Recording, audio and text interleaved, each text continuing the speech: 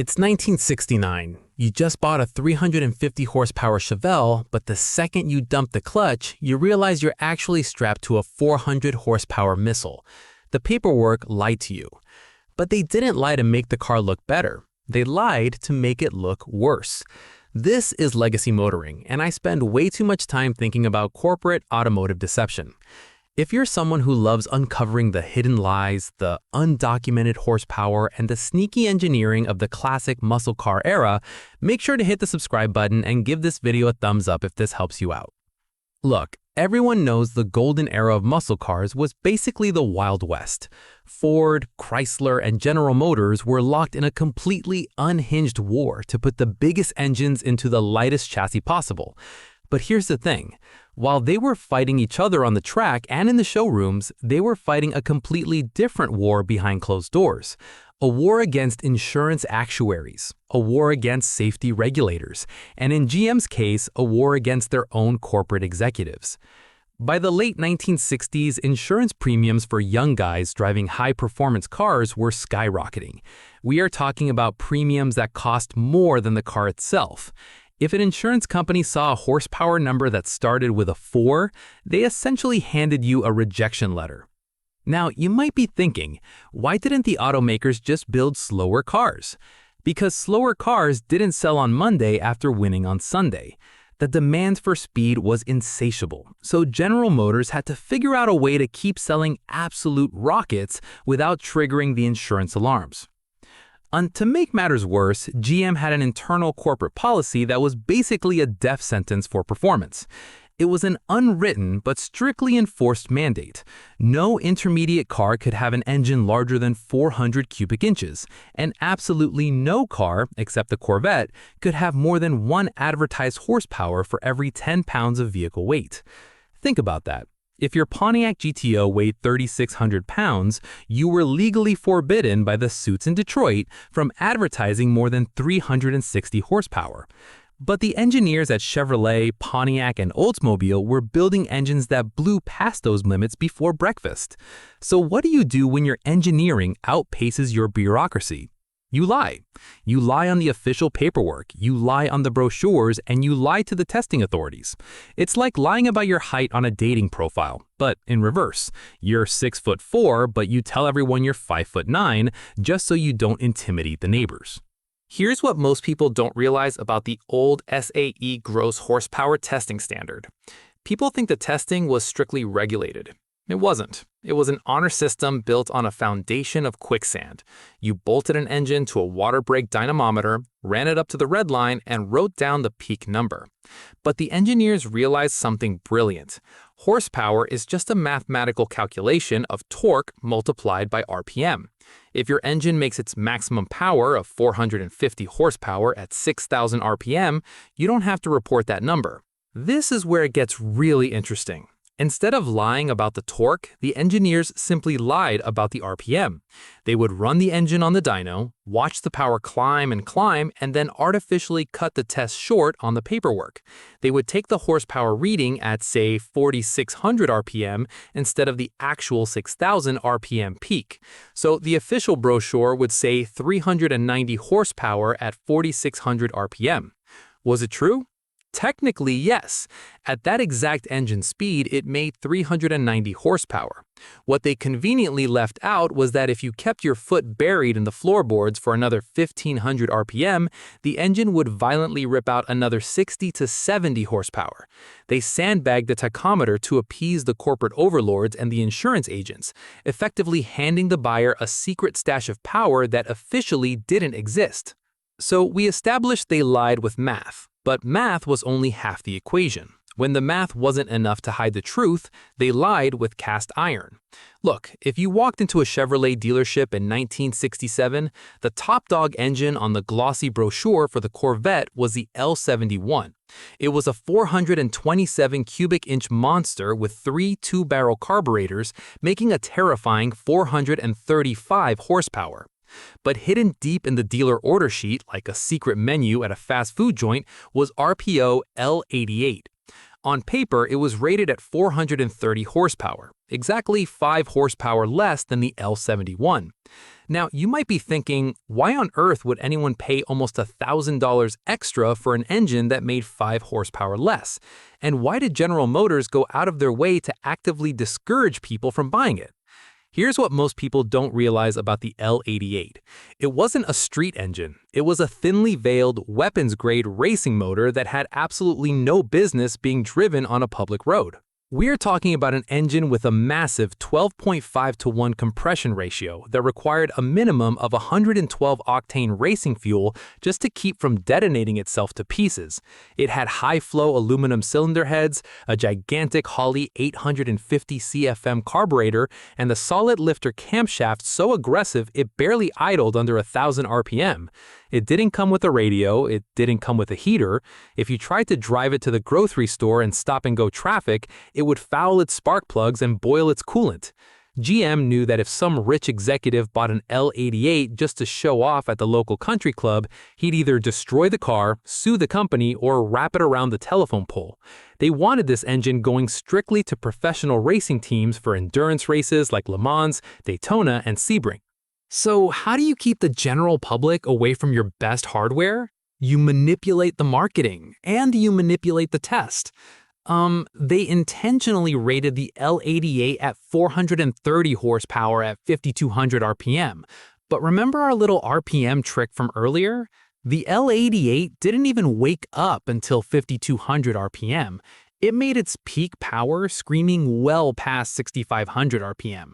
But that wasn't their only trick. This is where it gets really interesting. When Chevrolet engineers bolted the L88 to the SAE engine dyno for official certification, they didn't test it the way the race teams were actually going to use it. Instead, they bolted on a set of highly restrictive standard cast iron exhaust manifolds. It's exactly like asking an Olympic sprinter to run a 100-meter dash while breathing through a cocktail straw. The cast iron manifolds completely choked the exhaust flow, strangling the engine right at the RPM where it was designed to make maximum power. The engineers knew exactly what they were doing. They choked it out, ran the test, recorded the heavily suppressed 430 horsepower number, and submitted it to the executives and the insurance companies with a totally straight face. But the second the racing team took delivery of an L88 Corvette, the very first thing they did was unbolt those restrictive cast iron manifolds, throw them in the trash, and bolt on a set of free-flowing tubular racing headers. Once it could finally breathe, the L88 wasn't making 430 horsepower. Independent testing later proved that with proper headers and an open exhaust, the L88 was reliably cranking out anywhere from 560 to over 580 horsepower at the flywheel. They effectively hid over 130 horsepower from the federal government, the insurance actuaries, and their own corporate board of directors. And it worked perfectly. In 1967, they only sold 20 of them. The street buyers looked at the brochure, saw the cheaper L71 making 435 horsepower, and bought that instead, completely oblivious to the fact that they had just passed on the most violent production engine on the planet. But the deception couldn't just stop at the Corvette. The Corvette was the halo car. It always had special privileges and exemptions from the rules. The real problem GM faced was how to sneak this kind of absurd, earth-rotating power into their mid-size passenger cars. The Chevelles, the GTOs, the Skylarks, the cars that regular kids and drag racers were actually buying. Because remember that internal corporate rule I mentioned earlier, the 10 pounds per horsepower limit? That rule applied strictly to the intermediate bodies. Chevy had an all-new Chevelle body dropping in 1970, and they had just developed a legendary 454 cubic inch LS6 V8. They wanted it to be the undisputed king of the streets, but the LS6 made a legitimate 450 horsepower, and the Chevelle only weighed about 3,800 pounds. According to GM's own strict corporate math, the absolute maximum power that car was legally allowed to have was 380 horsepower. They were 70 horsepower over the legal limit of their own company. They couldn't just choke it with manifolds like the L88, because the LS6 was meant for the street. It was meant to be sold to the masses in massive volume to beat Ford and Chrysler at the stoplights. So Chevrolet's general manager at the time, a guy named John Z. DeLorean, Yes, that DeLorean, the guy who basically invented the muscle car, had to get incredibly creative. He had to figure out a way to bypass the GM corporate board completely without getting fired. So, how do you get a massive, rule-breaking engine into a mid-size car when your own corporate bosses have explicitly forbidden it? You don't ask for permission. You use a backdoor. Look, General Motors in the late 1960s was a massive, lumbering bureaucracy. They had layers upon layers of management, safety committees, and executives who only cared about avoiding lawsuits and keeping the federal government happy. But the guys actually building the cars, guys like John Z. DeLorean and Chevrolet's product promotion manager Vince Piggins, were hardcore racers. They knew that if they submitted a request to put a 427 cubic inch Corvette engine into a Camaro or a Chevelle, the 10 pounds per horsepower rule would immediately trigger a rejection. The executives would kill the project before the ink was even dry. Here's what most people don't realize about how massive corporations work. Every bureaucracy has a blind spot. For Chevrolet, that blind spot was a system called COPO. It stood for Central Office Production Order. Originally, COPO was never meant for performance. It was a fleet ordering system designed for municipalities and commercial businesses. If a city needed to order 50 police cruisers with heavy-duty suspension, upgraded cooling, and a specific shade of highway patrol black and white paint, they used the COPO system. If a taxi company needed 30 Impalas with stain-resistant vinyl seats and rubber floor mats, they used COPO. Because these were special, low-volume fleet requests, the COPO orders bypassed the standard engineering review boards. They went straight through a different administrative channel directly to the factory floor. Now, you might be thinking, wait a minute, how does a taxicab loophole help a guy looking to run 11-second quarter miles at the drag strip? This is where it gets really interesting. Vince Piggins and a few highly connected dealership owners, like Don Yenko in Pennsylvania and Fred Gibb in Illinois, realized that the COPO system didn't actually check who was ordering the cars, nor did it strictly limit what parts could be bolted together, as long as those parts existed somewhere in the Chevrolet parts bin. It was like using a corporate expense account meant for buying printer paper to secretly fund a Black Ops military division. In 1969, Don Yenko wanted to sell Camaros that could destroy the Ford Mustang Cobra Jets and Chrysler Hemi Darts. But the biggest engine Chevrolet officially offered in the Camaro was a 396, so Yenko used the COPO system to quietly place a fleet order. He didn't order taxicabs, he ordered Camaros equipped with the L88 427 cubic inch V8 straight out of the Corvette, an engine conservatively rated at 425 horsepower. Because it went through the fleet ordering system, the corporate brass completely missed it. The cars were built on the factory floor, fully backed by a factory warranty, and shipped straight to Yenko's dealership. They completely bypassed the corporate displacement ban and the horsepower limits. But the absolute peak of this backdoor deception, the holy grail of hidden horsepower, was COPO 9560. Fred Gibb, another dealer who was heavily involved in drag racing, used the fleet system to order something so extreme it almost defies logic. He ordered a batch of Camaros fitted with the ZL1 engine. Here's the thing about the ZL1. It wasn't just a big block. It was an all-aluminum 427 cubic inch racing engine originally developed specifically for the Chaparral Can-Am racing series. Because the block and heads were made entirely of aluminum, it weighed roughly the same as a standard 327 small block V8, but it produced earth-shattering power. On paper, Chevrolet officially rated the ZL1 at 430 horsepower. But we already know how they've played the RPM and exhaust manifold games. In reality, with a proper set of racing headers, the all-aluminum ZL1 was violently pushing well over 500 horsepower, maybe even touching 550. General Motors executives had absolutely no idea this was happening. They were building 500-plus horsepower bare-knuckle race cars on the standard assembly line, legally registering them for the street and bypassing every single safety and insurance protocol the company had put in place. The cost was astronomical. The ZL1 engine option alone cost over $4,100, which was more than the base price of the entire Camaro itself. They only built 69 of these ZL1 Camaros in 1969. It remains one of the most brilliant, sneaky, and subversive engineering heists in automotive history. But hiding engines in fleet orders could only last so long. By 1970, the pressure from the streets was too much. Chrysler had the 426 Hemi. Ford had the Boss 429.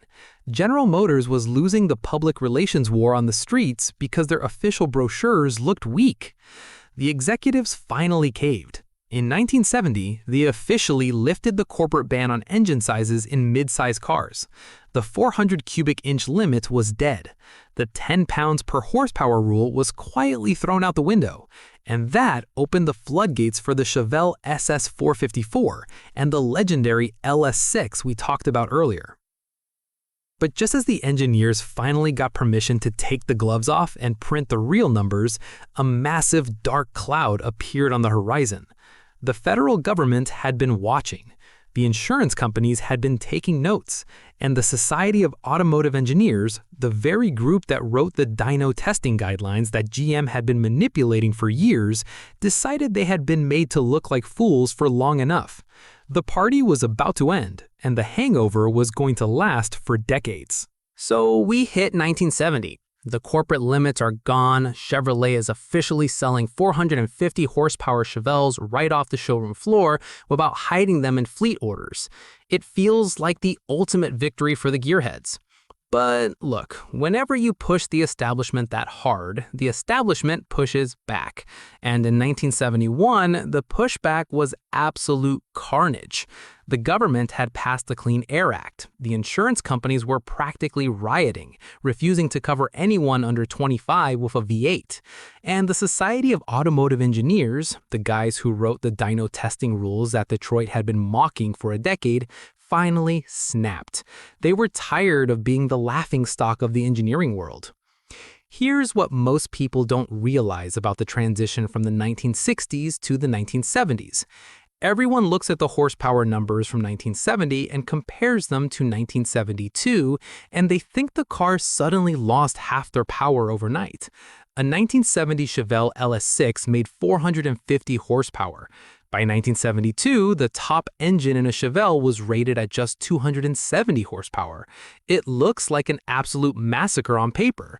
But that massive drop wasn't entirely because the engines got weaker. It was mostly because the SAE finally forced everyone to stop lying and actually measure the engines the way they were driven in the real world. They completely scrapped the old SAE gross testing standard. Remember, under SAE gross, you tested a bare engine. No alternator, no power steering pump, no water pump dragging on the belts. You ran optimized ignition timing, open headers with no mufflers, and the carburetor was tuned perfectly for the dyno room, not a freezing morning in Chicago. It was a fantasy number. The new standard was called SAE Net, and SAE Net was brutal. It required manufacturers to test the engine exactly as it would be installed in the car. You had to leave all the power-robbing accessories connected, you had to run the restrictive factory air cleaner, you had to breathe through the heavy cast-iron exhaust manifolds, and the full factory exhaust system with mufflers. You had to use the factory ignition timing meant to keep the car from overheating in traffic. To put it simply, it's like the difference between weighing yourself first thing in the morning, completely naked before you've had a glass of water, versus weighing yourself after eating a massive Thanksgiving dinner while wearing a heavy winter coat, steel-toed boots, and a backpack. You are the exact same person, but the number on the scale is going to be wildly different. That's what SAE Net did. It forced Detroit to step on the scale wearing the winter coat. Overnight, simply by changing the testing method, engines lost anywhere from 20 to 30% of their advertised power. Now, you might be thinking, if it was just a paperwork change, that the cars actually get slower. The answer is yes, but not just because of the dyno testing. This is where it gets really interesting. General Motors knew the federal emissions regulations were coming, and they knew unleaded gas was going to be mandated for the new catalytic converters they were developing for the mid-70s. So in late 1970, the president of GM issued a sweeping corporate edict. Starting with the 1971 model year, every single engine produced by General Motors had to run on regular, low-lead, or unleaded fuel. This was a death blow to performance. To make an engine run on low-octane fuel without violently detonating and destroying its own pistons, you have to lower the compression ratio.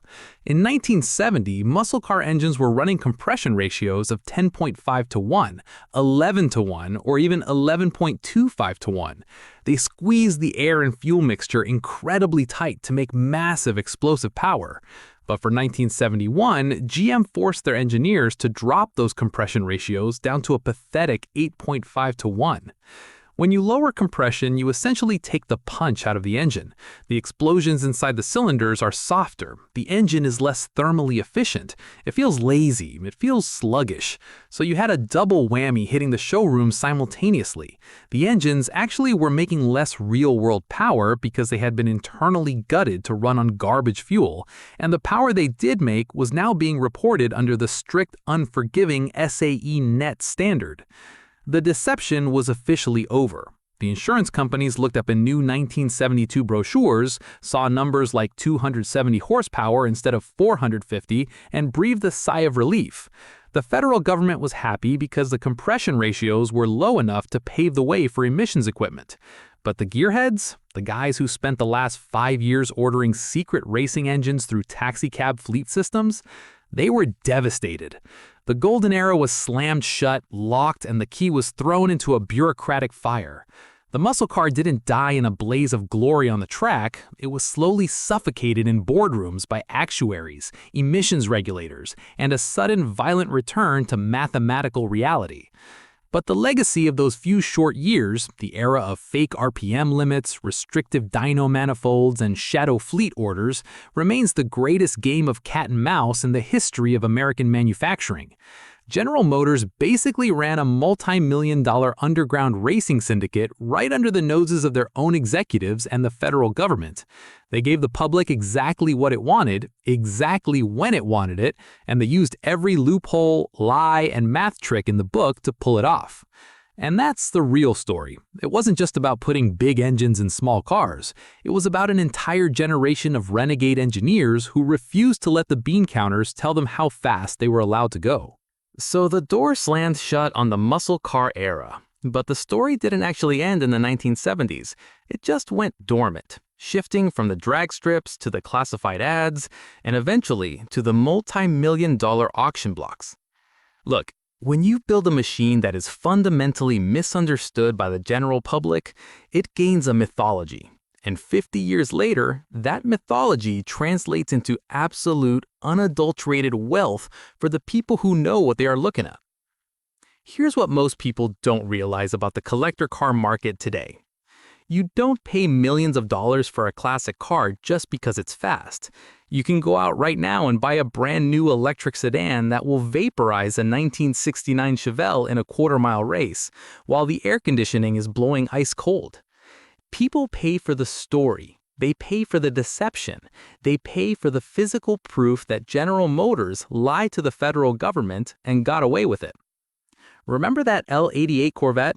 The one rated at a measly 430 horsepower to scare off the country club executives? In 2014, one of those exact cars, a 1967 L88 Coupe, crossed an auction block and sold for $3.85 million. A standard 435 horsepower Corvette from the exact same year, which ironically was rated higher on paper, might sell for $150,000. Now, you might be thinking, how can a car with 5 less advertised horsepower be worth almost $4 million more? Because the lie is documented. It is physical evidence of corporate espionage against their own board of directors. The buyers are paying for the restrictor plate exhaust manifolds that were meant to be thrown in the trash. It's like having a top-tier PC rig with an Intel Core i5 and an RTX 3060 Ti completely capable of running a massive hardware-punishing game like Ark Survival Ascended on ultra settings, but the manufacturer shipped it with a piece of software that forcibly locked the frame rate to 30 FPS, just to keep it from outshining their expensive workstation computers. The hardware is capable of rendering incredible raw performance, but it's artificially bottlenecked by corporate politics. That bottleneck is what makes it legendary. To prove that a car is one of these actual hidden monsters, you have to become an automotive forensic investigator.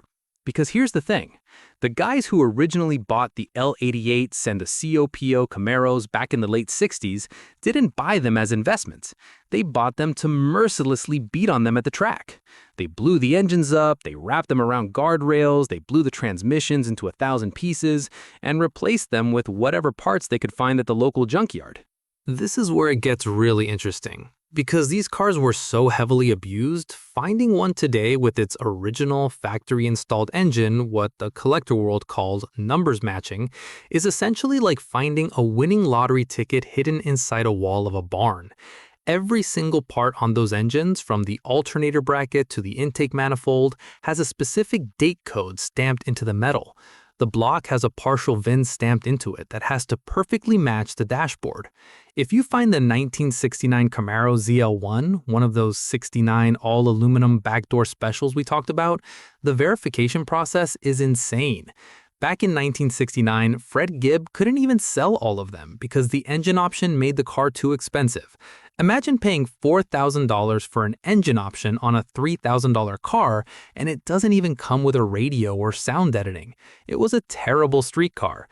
So some dealerships actually pulled the all-aluminum ZL1 racing engines out of the cars, dropped in standard iron block V8s just so they could sell the chassis to normal buyers, and sold the aluminum racing engines over the parts counter to local drag racers. Fast forward to today, and you have guys spending decades, literally 30 years of their lives, tracking down an engine block that was sold over a parts counter in Illinois in 1970, trying to reunite it with a Camaro chassis that ended up in California.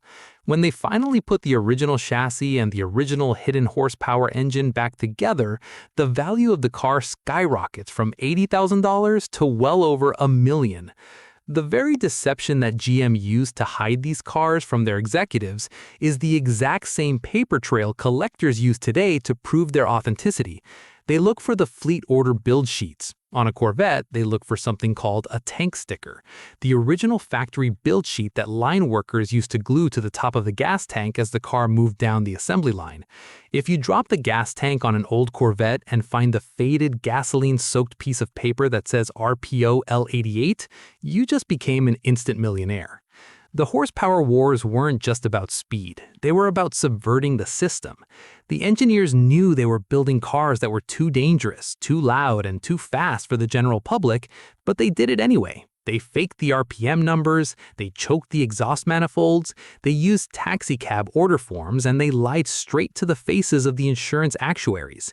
And the fact that we can still find the physical evidence of those lies stamped into cast iron and aluminum 50 years later is what makes this era of automotive history completely untouchable.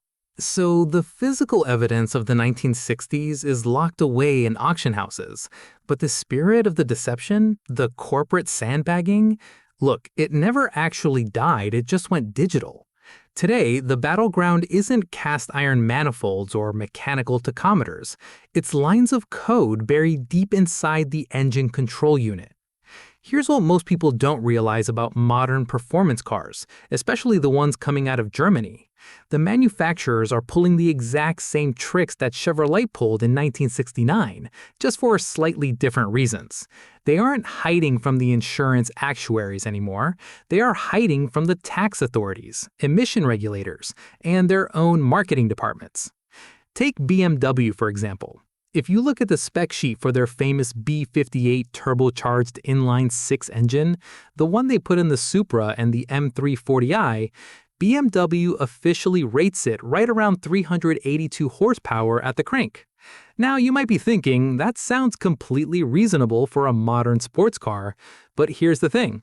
When independent tuning shops take these brand new bone-stock cars and strap them to modern chassis dynos, they are consistently putting down 380 to 390 horsepower at the rear wheels.